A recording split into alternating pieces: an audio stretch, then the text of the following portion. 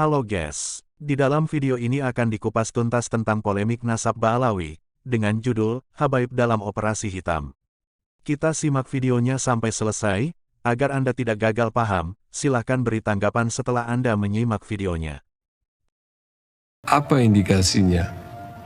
Walaupun telah banyak bantahan atas tesis palsu, baik itu lewat forum debat, podcast, pandangan para ulama dunia, dan bahkan buku-buku, tetapi mereka tetap kekeh mengatakan hingga detik ini tesis IS belum terbantahkan. Bahkan mencibir para ulama yang membantah IS dengan cibiran yang sama sekali tidak beradab. Walaupun telah dijelaskan oleh banyak ilmuwan bahwa metode penetapan dan pembatalan nasab jauh dengan DNA adalah tidak ilmiah dan diharamkan secara syar'i, namun mereka justru menuduh Ba'alawi menolak sains. Beberapa analis politik baik dalam maupun luar negeri banyak membicarakan tentang Abraham Accords yang isinya sama sekali tidak menjamin kemerdekaan bangsa Palestina, melainkan hanya upaya agar membuka hubungan diplomatik dengan negara Zionis Israel. Yang ini mengantar kita untuk mengkhianati dan mengisolasi saudara-saudara kita Palestina. Atas dasar inilah dilakukan upaya memecah belah umat Islam, dilakukan upaya segregasi sosial berdasarkan kelompok, membangun dan mengentalkan sikap in-group out-group dalam masyarakat. Kalau kita melihat isu nasab yang awalnya dibungkus sebagai sebuah kajian ilmiah, tetapi ternyata itu semua hanya kedok. Sama sekali tidak ada ilmiahnya kecuali hanya pengaplikasian dari segregasi sosial.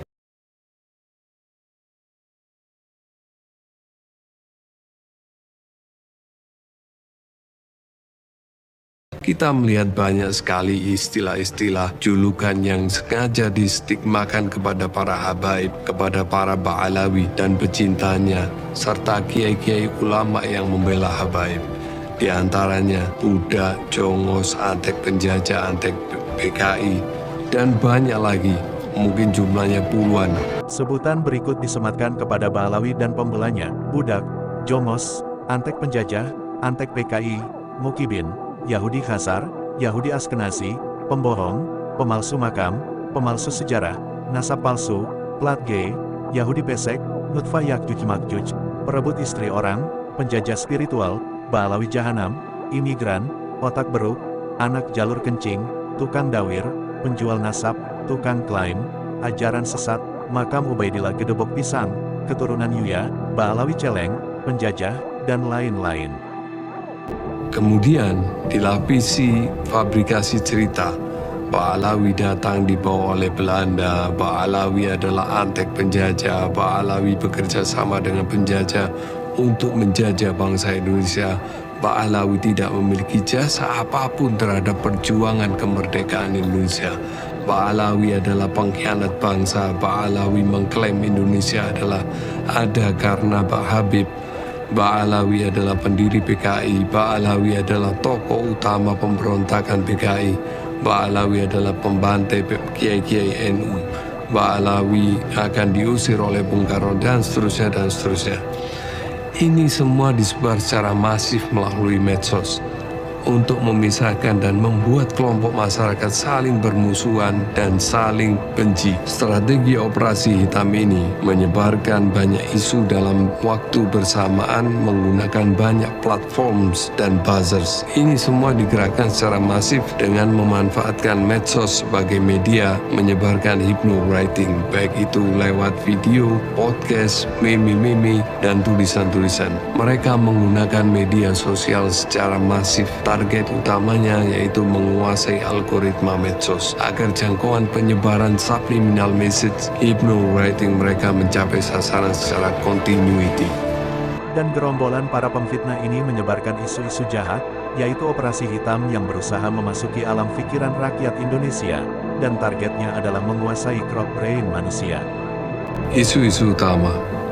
Isu utama seolah-olah Ba'alawi sedang berupaya untuk menguasai negeri ini, berupaya mengkhianati konsensus nasional yang telah disepakati oleh para pendiri bangsa, bahwa Negara Kesatuan Republik Indonesia adalah berdasarkan Pancasila dan Undang-Undang Dasar 45, akan diganti dengan negara khilafah. Kenapa mereka menggunakan istilah khilafah? Karena mereka telah mempelajari bahwa pada krok-brain mayoritas masyarakat Indonesia telah tertanam insecurity feeling terhadap isu khilafah, sehingga isu ini selalu dimainkan dan dibuat seolah-olah hal ini adalah ancaman nyata. Lalu pandangan orang-orang yang telah terkuasai krok-brainnya diarahkan pada Ba'alawi dengan stigma sebagai pengusung khilafah. Setelah itu dimasukkan subliminal message bahwa atas dasar itu semua Ba'alawi harus dimusuhi, harus dibenci.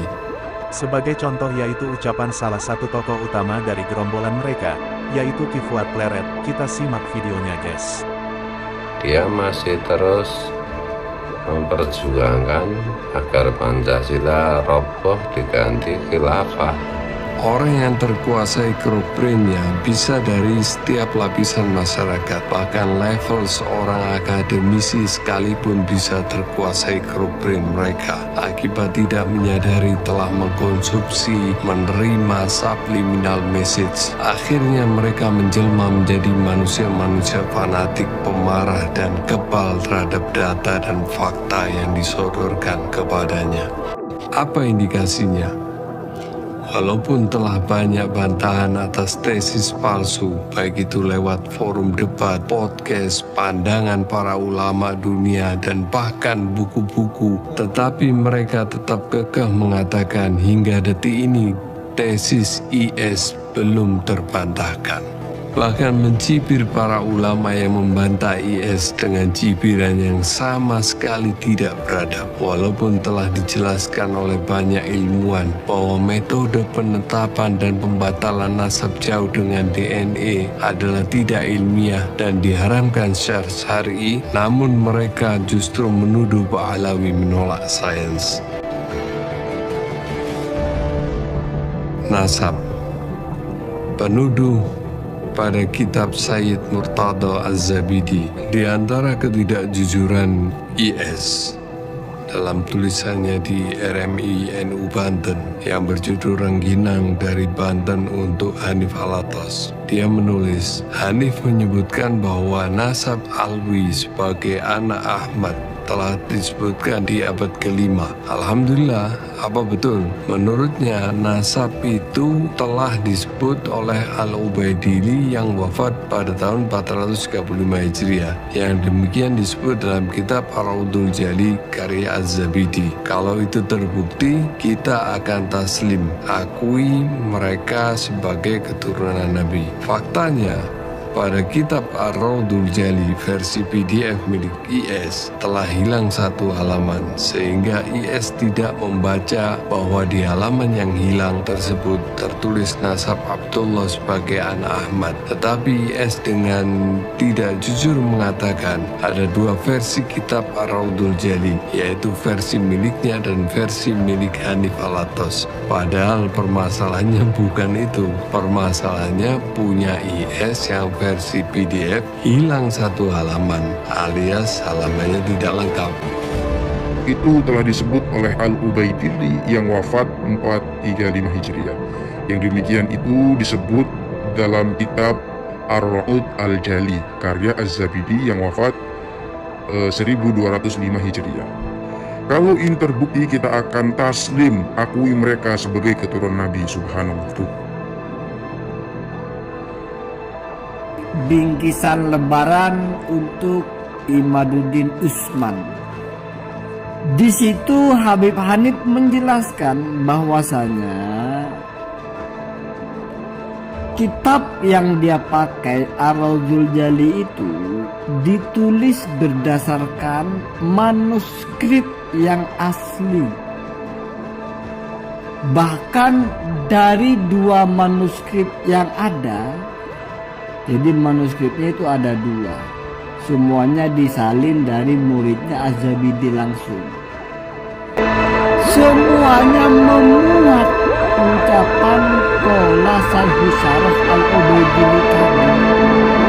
Kemudian setelah terbukti ketidakjujurannya, bukannya dia taslim, tetapi diam-diam tulisannya diedit.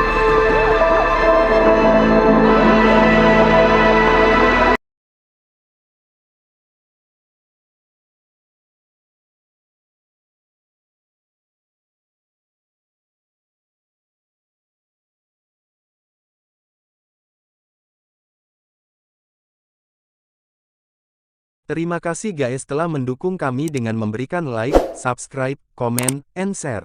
Itu semua gratis tidak merugikan. Dan kami akan terus berkarya memberikan informasi yang bermanfaat untuk kita semua.